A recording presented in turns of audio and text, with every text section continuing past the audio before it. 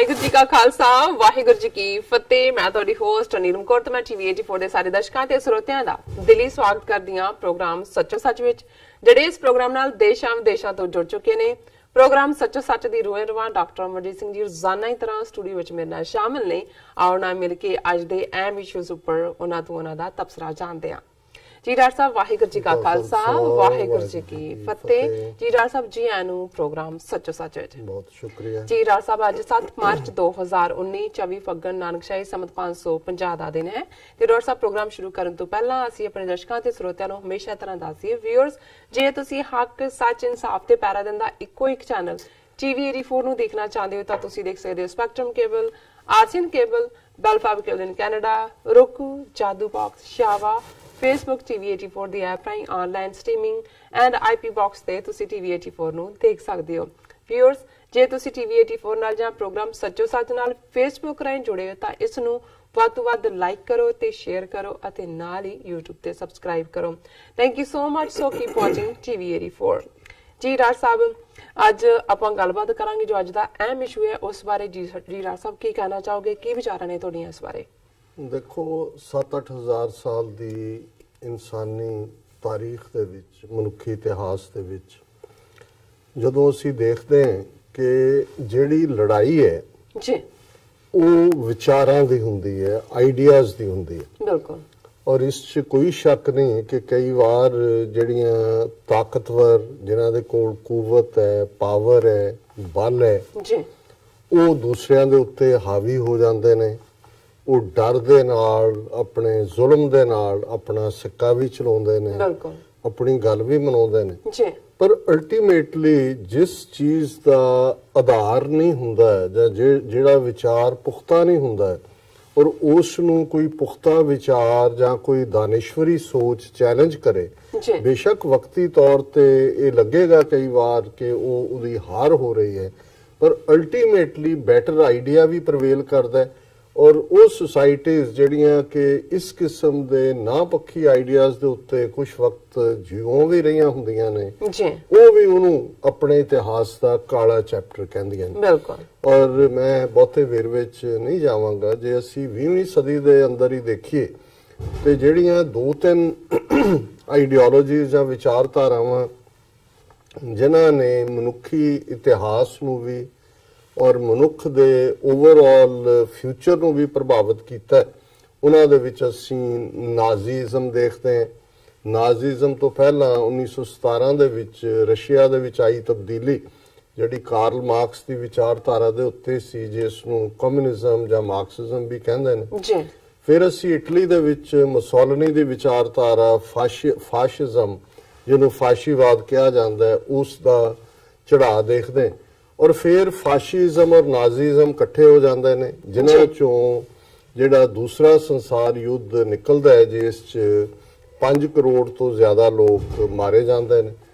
ਫਿਰ ਵਿਚਾਰ ਡਿੱਗਦੇ ਨੇ, ਜਿਹੜੀ ਨਾਜ਼ੀਜ਼ਮ ਫਾਸ਼ਿਜ਼ਮ ਦੀ ਡਿਫੀਟ ਹੁੰਦੀ ਹੈ, ਪਰ ਕਮਿਊਨਿਜ਼ਮ ਜਿਹੜਾ ਹੈ ਸੋਵੀਅਤ ਯੂਨੀਅਨ ਦੇ ਰੂਪ 'ਚ ਹੋਰ ਪਾਵਰਫੁਲ ਹੋ ਕੇ ਦੁਨੀਆ ਦੇ ਵਿੱਚ ਇੱਕ ਵੱਡਾ ਚੰਕ ਆਪਣੇ ਨਾਲ ਜੋੜਦੇ।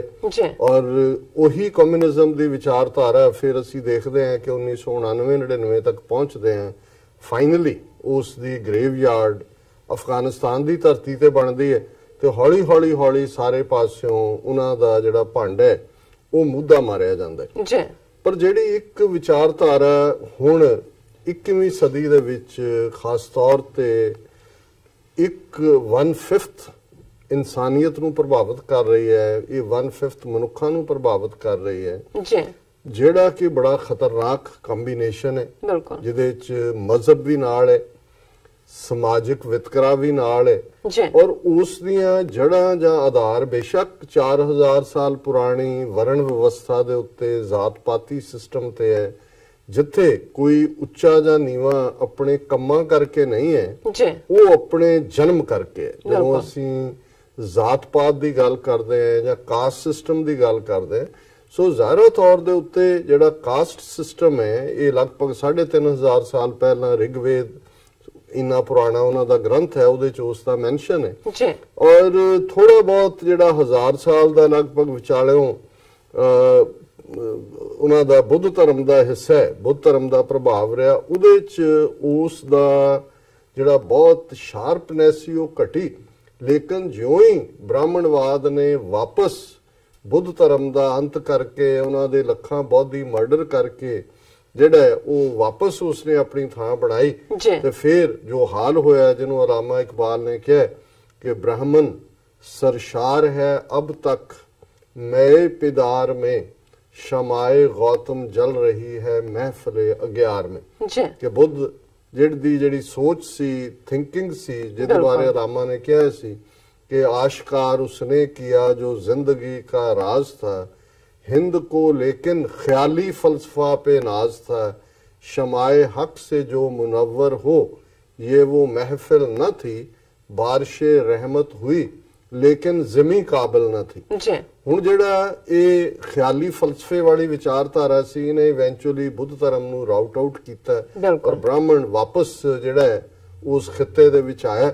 ਔਰ ਫਿਰ ਅਸੀਂ ਦੇਖਦੇ ਹਾਂ ਕਿ ਉਸ ਬ੍ਰਾਹਮਣਵਾਦ ਦੀ ਵਿਚਾਰਧਾਰਾ ਨੂੰ ਜਿਹੜੀ ਬਾਈ ਬਰਥ ਡਿਸਕ੍ਰਿਮੀਨੇਸ਼ਨ ਦੀ ਗੱਲ ਕਰਦੀ ਹੈ, ਵਿਤਕਰੇ ਦੀ ਗੱਲ ਕਰਦੀ ਹੈ, ਇਨਸਾਨ ਨੂੰ ਇਨਸਾਨ ਨਾਲੋਂ ਵੰਡਦੀ ਹੈ, ਜਿਹੜੀ ਔਰਤ ਦੇ ਉੱਤੇ ਜ਼ੁਲਮਾਂ ਦੀ ਜਿਹੜੀ ਹੈ ਉਹ ਆਗਿਆ ਦਿੰਦੀ ਹੈ। ਮਨੂ ਦਾ ਜਿਹੜਾ ਮਨੂ ਸਮ੍ਰਿਤੀ ਹੈ ਉਹਨੂੰ ਤੁਸੀਂ ਪੜ੍ਹੋ ਤੇ ਫਿਰ ਪਤਾ ਲੱਗ ਜਾਏਗਾ ਵੀ ਔਰਤਾਂ ਨੂੰ ਔਰ ਸ਼ੂਦਰਾਂ ਨੂੰ ਮਨੂ ਨੇ ਕੀ ਥਾਂ ਦਿੱਤੀ ਹੈ। ਲੇਕਿਨ ਉਹਨੂੰ ਜੇ ਉਸ ਧਰਤੀ ਦੇ ਉੱਤੇ ਚੈਲੰਜ ਹੋਇਆ ਬੁੱਧ ਤੋਂ ਬਾਅਦ, ਬੁੱਧ ਦਾ ਤਾਂ ਉਹਨਾਂ ਨੇ ਕੰਮ ਕਰ ਦਿੱਤਾ ਬਾਅਦ ਦੇ ਵਿੱਚ ਬੁੱਧ ਦੇ ਫਾਲੋਅਰਸ ਦਾ, ਫਿਰ ਗੁਰੂ ਨਾਨਕ ਸਾਹਿਬ ਨੇ ਕੀਤਾ। ਔਰ ਗੁਰੂ ਨਾਨਕ ਸਾਹਿਬ ਦਾ ਜਿਹੜਾ ਚੈਲੰਜ ਸੀ, ਜਿਸ ਨੂੰ ਅਲਾਮਾ ਇਕਬਾਲ ਨੇ ਬਾਂਗੇ ਦਰਾ ਜਿਹੜੀ ਉਹਨਾਂ ਦੀ ਕਿਤਾਬ ਹੈ ਉਸ ਦੇ ਵਿੱਚ ਨਾਨਕ ਨਾਮ ਦੀ ਨਜ਼ਮ ਹੈ ਜਿਸ ਤੋਂ ਮੈਂ ਪਹਿਲਾਂ ਕੋਟ ਕੀਤਾ।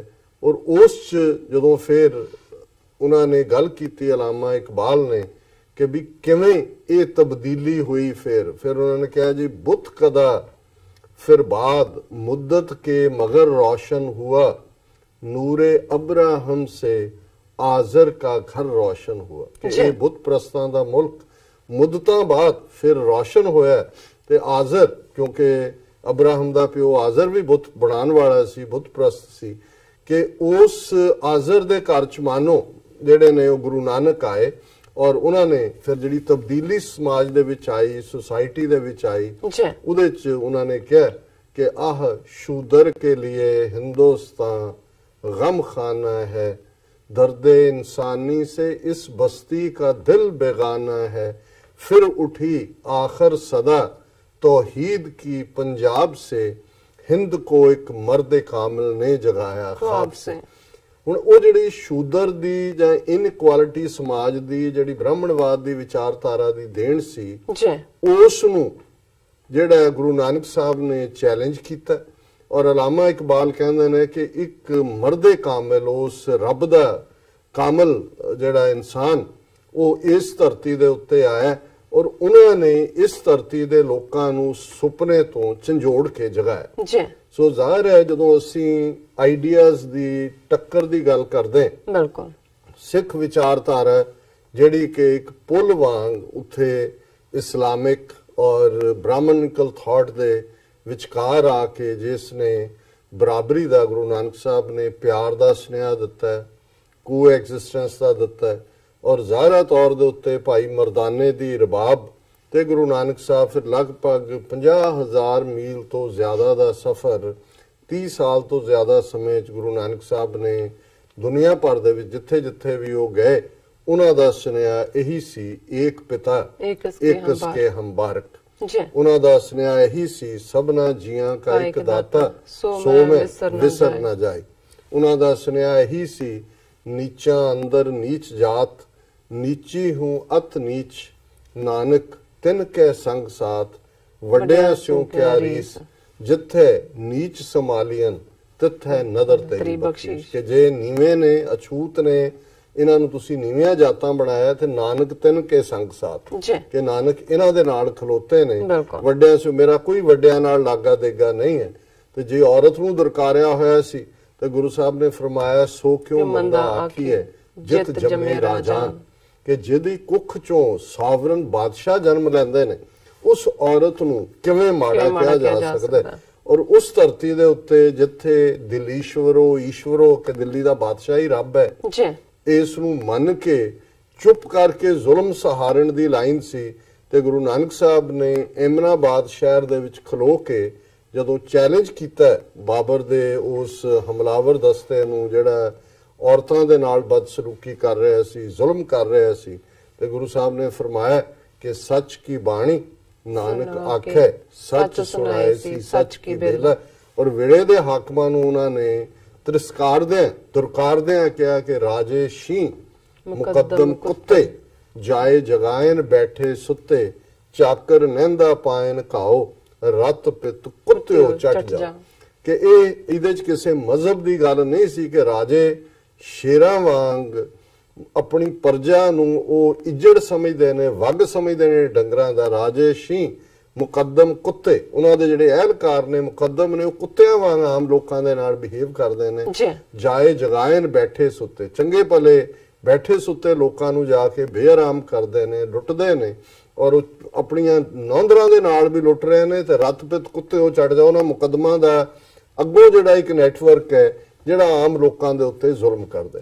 ਹੁਣ ਇਹ ਵਿਚਾਰਧਾਰਾ ਜਿਹੜੀ ਗੁਰੂ ਨਾਨਕ ਸਾਹਿਬ ਨੇ ਦਿੱਤੀ, ਫਿਰ 230 ਸਾਲ ਇਸ ਦੇ ਉੱਤੇ 10 ਗੁਰੂ ਸਾਹਿਬਾਨ ਨੇ, 10 ਗੁਰੂ ਨਾਨਕ ਸਾਹਿਬ ਤੋਂ ਬਾਅਦ ਉਹ ਇਸ ਧਰਤੀ ਤੋਂ ਵਿਦਾ ਹੋਣ ਤੋਂ ਪਹਿਲਾਂ, ਜੋਤੀ ਜੋਤ ਸਮਾਣ ਤੋਂ ਪਹਿਲਾਂ, ਉਹਨਾਂ ਨੇ ਗੁਰੂ ਅੰਗਦ ਸਾਹਿਬ ਜਿਹੜੇ ਸਾਡੇ ਦੂਸਰੇ ਪਾਤਸ਼ਾਹ ਨੇ ਉਹਨਾਂ ਨੂੰ ਗੁਰਗੱਦੀ ਬਖਸ਼ੀ।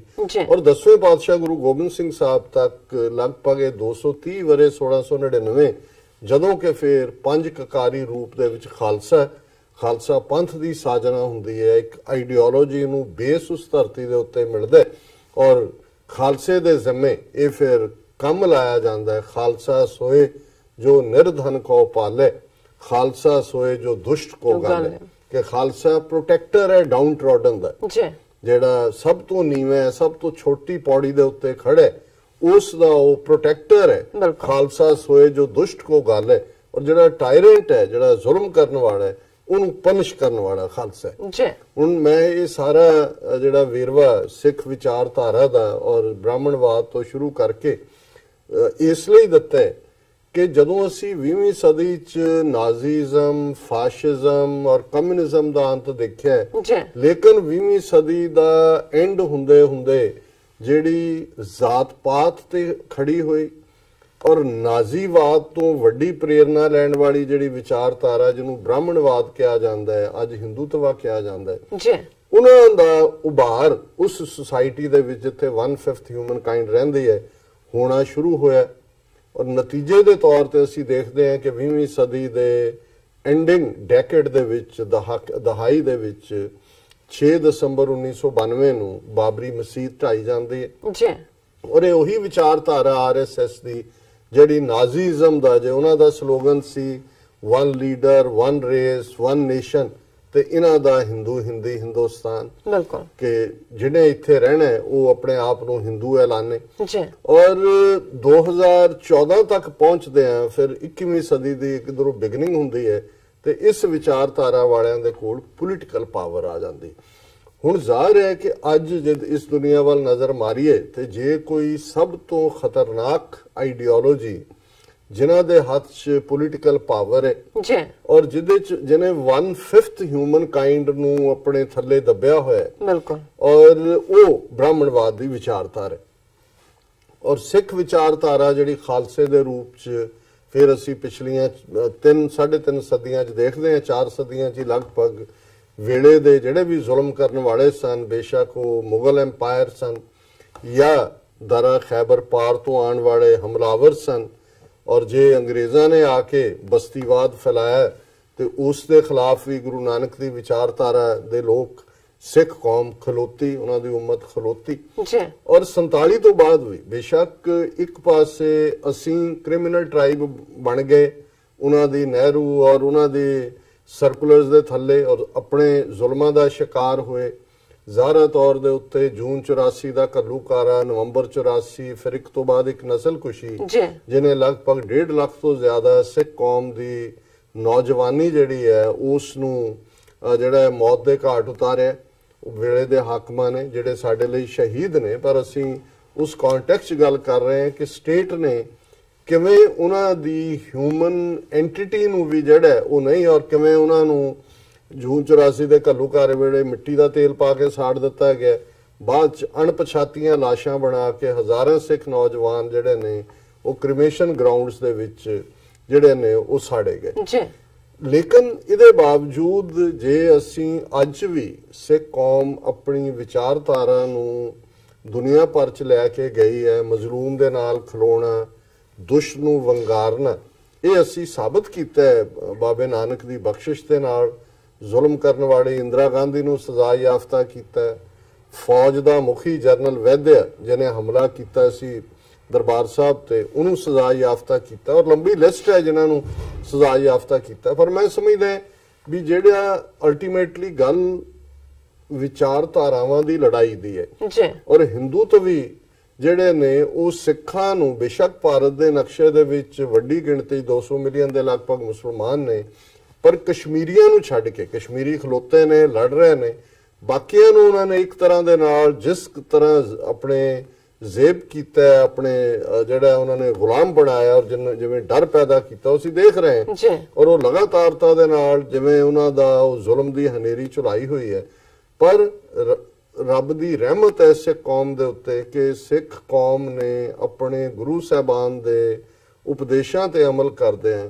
ਉਹ ਬੇਸ਼ੱਕ ਕਸ਼ਮੀਰੀਆਂ ਦੇ ਉੱਤੇ ਹੋਏ ਹਮਲੇ ਸਨ ਪਿਛਲੇ ਪੀਰੀਅਡ 'ਚ, ਪੁਲਵਾਮਾ ਹਮਲੇ ਦੀ ਅਟੈਕ ਜਿਹੜਾ ਦੀ ਆੜ ਦੇ ਵਿੱਚ ਨਾਲ ਖਲੋਤੇ ਨੇ, ਔਰ ਇਸੇ ਤਰ੍ਹਾਂ ਜਿਹੜਾ ਇਹਨਾਂ ਨੇ ਵਾਰ ਹਿਸਟੀਰੀਆ ਕ੍ਰੀਏਟ ਕੀਤਾ 14 ਫਰਵਰੀ ਦੇ ਪੁਲਵਾਮਾ ਵਾਕਿਆ ਤੋਂ ਬਾਅਦ, ਔਰ ਫਿਰ 13 ਦਿਨ ਬਾਅਦ ਜਿਹੜਾ ਉਹ ਪਾਕਿਸਤਾਨ ਦੀ ਸੋਵਰਨਿਟੀ ਨੂੰ ਵਾਇਓਲੇਟ ਕਰਕੇ ਉਸ ਵਾਰ ਹਿਸਟੀਰੀਆ ਦੇ ਖਿਲਾਫ ਵੀ ਔਰ ਵਾਰ ਲਾਈਕ ਸਿਚੁਏਸ਼ਨ ਦੇ ਖਿਲਾਫ ਵੀ ਸਿੱਖ ਕੌਮ ਖਲੋਤੀ, ਡਾਇਸਪੋਰਾ 'ਚ ਵੀ ਔਰ ਇਵਨ ਪੰਜਾਬ ਦੇ ਵਿੱਚ ਵੀ। ਔਰ ਮੈਂ ਇਹ ਦੇਖ ਰਿਹਾ ਕਿ ਵੀ ਅਲਟੀਮੇਟਲੀ ਨੋ ਮੈਟਰ ਕੌਣ ਕੀ ਸੀ, ਔਰ ਮੈਂ ਇਹ ਸਾਰੇ ਨੂੰ ਇਸ ਲਈ ਆਧਾਰ ਬਣਾਇਆ ਕਿ ਰਾਹੁਲ ਗਾਂਧੀ ਪੰਜਾਬ 'ਚ ਆਇਆ, ਪਹਿਲਾਂ ਉਹਨੇ ਜਿਹੜਾ ਆਪਣਾ ਪਬਲਿਕ ਐਡਰੈਸ ਹੈ, ਕਿਉਂਕਿ ਪਾਰਲੀਮਾਨੀ ਚੋਣਾਂ ਦੀ ਕੈਂਪੇਨਿੰਗ ਚੱਲ ਰਹੀ ਹੈ ਪੰਜਾਬ 'ਚ, ਪਹਿਲੀ ਰੈਲੀ ਮੋਗੇ ਦੇ ਵਿੱਚ ਉਹਨੇ ਕੀਤੀ। ਹੁਣ ਕਾਂਗਰਸ ਦਾ ਆਪਣਾ ਟਰੈਕ ਰੈਕਡ ਕੀ ਹੈ, ਇਹਦੇ ਪਿਓ ਦਾ ਕੀ ਸੀ, ਇਹਦੇ ਦਾਦੀ ਦਾ ਕੀ ਸੀ, ਉਹ ਇੱਕ ਪਾਸੇ ਰੱਖਦੇ ਆ ਕਿਉਂਕਿ ਮੈਂ ਇਸ ਵੇਲੇ ਵਿਚਾਰਧਾਰਾਵਾਂ ਦੀ ਗੱਲ ਕਰ ਰਿਹਾ।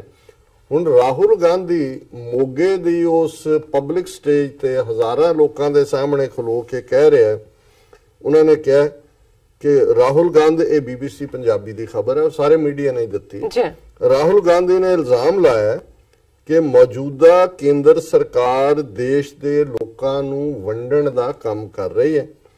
ਇੱਕ ਪਾਸੇ ਗੁਰੂ ਨਾਨਕ ਦੀ ਵਿਚਾਰਧਾਰਾ, ਪਿਆਰ ਅਤੇ ਭਾਈਚਾਰੇ ਦੀ ਵਿਚਾਰਧਾਰਾ, ਸਭ ਨੂੰ ਇੱਕ ਸਾਥ ਲਿਆਉਣ ਦੀ ਵਿਚਾਰਧਾਰਾ, ਤੇ ਦੂਜੇ ਪਾਸੇ RSS ਦੀ ਵਿਚਾਰਧਾਰਾ, ਇੱਕ ਧਰਮ ਨੂੰ ਦੂਜੇ ਨਾਲ ਲੜਾਉਣ ਦੀ ਵਿਚਾਰਧਾਰਾ, ਨਫ਼ਰਤ ਫੈਲਾਉਣ ਦੀ ਵਿਚਾਰਧਾਰਾ, ਅਖੀਰ ਜਿੱਤ ਗੁਰੂ ਨਾਨਕ ਦੀ ਵਿਚਾਰਧਾਰਾ ਦੀ ਹੋਵੇਗੀ।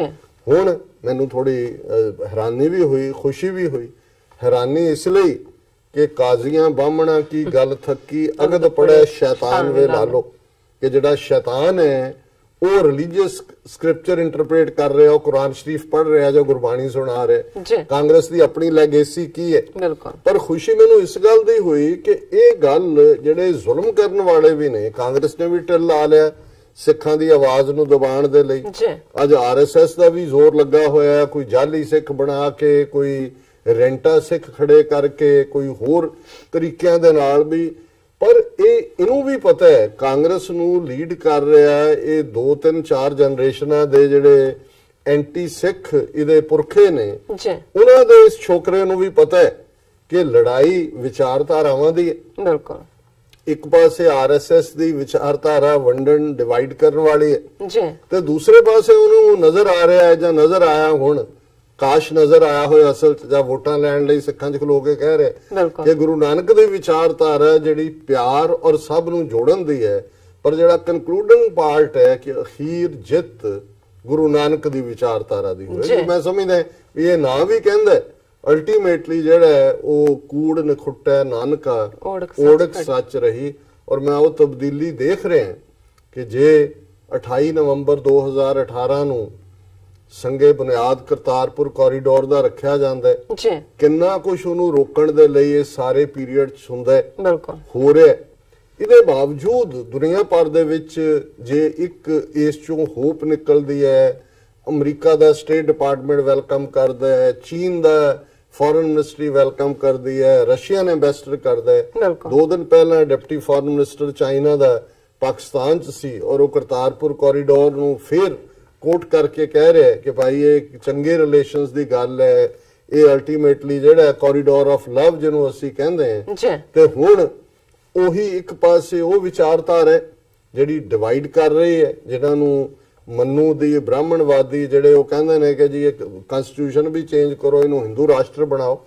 ਔਰ ਜੋ ਜ਼ੁਲਮ ਚੱਲ ਰਿਹਾ ਈਵਨ ਲਖਨਊ ਦੇ ਵਿੱਚ ਅੱਜ ਕਿਵੇਂ 2 ਕਸ਼ਮੀਰੀ ਵਿਚਾਰੇ ਜਿਹੜੇ ਫੁੱਟਪਾਥ ਤੇ ਡਰਾਈ ਫਰੂਟ ਵੇਚਦੇ ਸੀ, ਉਹਨਾਂ ਨੂੰ ਫੜ ਕੇ ਉਹ 3 ਜਿਹੜੇ ਨੇ ਭਗਵਾ ਧਾਰੀ ਔਰ ਕੋਈ ਉਹਨਾਂ ਚੋਂ ਬਜਰੰਗੀ ਦਲ ਹੈ, ਕੋਈ ਵਿਸ਼ਵ ਹਿੰਦੂ ਹੈ, ਕੋਈ ਦੂਸਰਾ ਹੈ, ਉਹਨਾਂ ਨੂੰ ਮਾਰਕੁੱਟ ਕਰ ਰਹੇ ਨੇ।